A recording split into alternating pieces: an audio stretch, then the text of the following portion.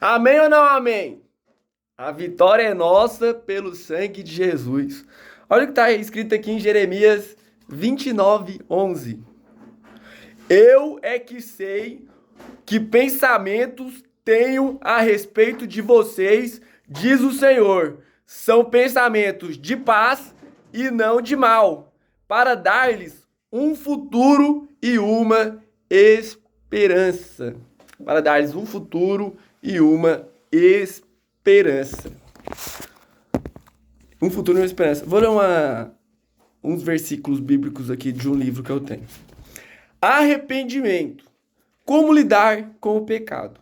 Textos básicos.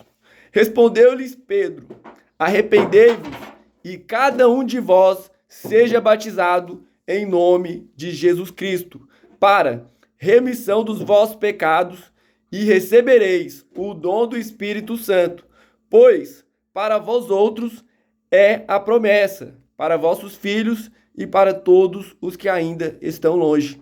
Isto é, para quantos o Senhor nosso Deus chamar. Digo-vos que assim haverá maior júbilo no céu por um pecador que se arrepende, do que por 99 justos que não necessitam de arrependimento. Ou qual é a mulher que, tendo 10 dracmas, se perder uma, não acende a candeia, varre a casa e a procura diligentemente até encontrá-la? E tendo-a achado, reúne as amigas e vizinhas, dizendo: alegrai-vos comigo, porque achei a dracma que eu tinha perdido. Eu vos afirmo que, de igual modo, há júbilo diante dos anjos de Deus por um pecador que se arrepende. Portanto, eu vos julgarei a cada um segundo os seus caminhos. Ó casa de Israel, diz o Senhor Deus: convertei-vos e desviai-vos de todas as vossas transgressões, e a iniquidade não vos servirá de tropeço. Lançai de vós todas as vossas transgressões, com que transgredistes, e criai em vós coração novo e espírito novo. Pois, por que morrereis, ó casa de Israel? Porque não tenho prazer na morte de ninguém, diz o Senhor Deus. Portanto, convertei-vos e vivei. Introdução. Olha, você vê, Deus ele não é um Deus tirano, não é um Deus mau. Por quê? Eu é que sei que pensamentos tenho a respeito de vocês, diz o Senhor. São pensamentos de paz e não de mal, para dar-lhes um futuro e uma esperança. Introdução. Arrepender-se de seus pecados. Este é o primeiro passo para alguém se tornar cristão ou filho de Deus.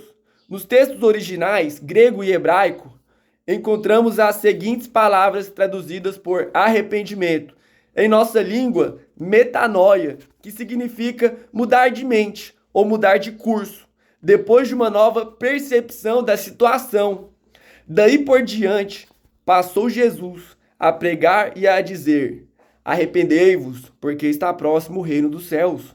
Dizendo: o tempo está cumprido e o reino de Deus está próximo. Arrependei-vos e crede no evangelho. A segunda palavra é shub, significa voltar atrás, ou seja, fazer uma meia volta em nossa experiência. Você pode ler aí 1 Reis 8:47 ou Ezequiel 14:6. Hoje, a palavra arrependimento significa simplesmente estar sentido pelo que fizemos ou apenas lamentando algo. Como vimos na Bíblia, essa palavra tem um significado muito mais profundo que este. De fato, arrepender-se é o primeiro requisito para alguém se tornar um discípulo de Jesus. O que é o verdadeiro arrependimento? É uma virada de 180 graus em nossos pensamentos e ações. Quando mudamos nossos pensamentos, há um reconhecimento que o que nós somos em nós mesmos é profundamente detestável diante de um Deus santo.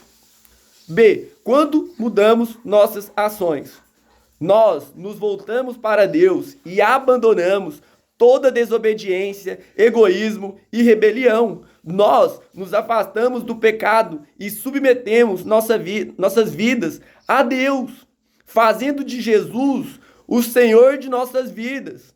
O arrependimento é responsabilidade nossa. Todos nós somos pecadores e precisamos aceitar a Jesus como nosso Salvador e Senhor. Na cruz, Jesus fez a sua parte, pagando pelos nossos pecados e restaurando a nossa relação com Deus. Todavia, cada um de nós precisa fazer a sua parte, ou seja, arrepender-se dos pecados e receber a Jesus como Senhor e Salvador. Deus nada mais pode fazer, o restante é por nossa conta. 3 elementos importantes no arrependimento. O arrependimento envolve o entendimento. O arrependimento envolve o reconhecimento do nosso pecado e de como ele é perverso aos olhos de um Deus santo. Deus quer que encaremos nosso pecado e o comparemos com a sua santidade. Ele quer que vejamos a nossa real condição diante dele. Somente quando nos conscientizarmos de nossos pecados é que podemos render as nossas vidas em suas mãos. O Espírito Santo mostra-nos essas coisas, principalmente enquanto lemos a palavra de Deus. Vá ler a Bíblia. O arrependimento envolve a emoção. Se reconhecermos verdadeiramente nosso estado diante de Deus, teremos uma reação emocional poderosa. Pode ler isso em Isaías 6:5. Isso envolverá uma sensação profunda de tristeza e pesar. Pode ler isso em Salmos 51:9. Vale a Bíblia. Sentiremos o peso de tudo aquilo que está errado em nossas vidas. Esse sentimento só pode ser verdadeiramente removido quando recebermos o perdão de Deus. Amém? A tristeza para o arrependimento conduz-nos a um estado onde podemos receber a palavra de Deus e sermos salvos. Agora me alegro, não porque fostes contristados, mas porque fostes contristados para arrependimento, pois fostes contristados segundo Deus, para que de nossa parte nenhum dano sofresseis, porque a tristeza segundo Deus produz arrependimento para a salvação, que a ninguém traz pesar, mas a tristeza do mundo produz morte. C. O arrependimento envolve a vontade. Arrependimento é uma mudança de mente, de coração e de propósito. De fato, o arrependimento muda a direção inteira da vida de uma pessoa. É conversão, é uma mudança de rumo, o começo de uma nova vida, inteiramente vivida debaixo do poder de Deus. A iniciativa para esse ato de arrependimento começa com Deus. A partir daí, ele nos mostra nossa necessidade e nosso estado diante dele. Todavia, cabe a nós responder a essa revelação. Romanos 2:4. Você pode ler isso em Romanos 2:4. Vai ler a Bíblia. A escolha é nossa. O poder do perdão. O arrependimento não vem sozinho. O perdão é seu irmão gêmeo. Depois de descobrirmos nosso estado deplorável diante da santidade divina, precisamos experimentar a grandeza do amor de Deus e de sua misericórdia. Ele nos deu o seu único filho, e foi sangue precioso, para que obtivéssemos seu perdão. Foi um alto preço. No entanto, isso apenas revela o quanto ele nos ama. Se porém andarmos na luz, amém? Ele nos ama. Se porém andarmos na luz, como ele está na luz, mantemos comunhão uns com os outros. E o sangue de Jesus, seu Filho, nos purifica de todo pecado. Diga amém. Se dissermos que não temos pecado nenhum, a nós mesmos nos enganamos. E a verdade não está em nós. Se confessarmos os nossos pecados, ele é fiel e justo para nos perdoar os pecados e nos purificar de toda injustiça. A única maneira de sermos livres de nossos pecados é pela confissão de nossos lábios. Deus nos perdoará se confessarmos a Jesus como nosso Senhor e Salvador, um Deus único.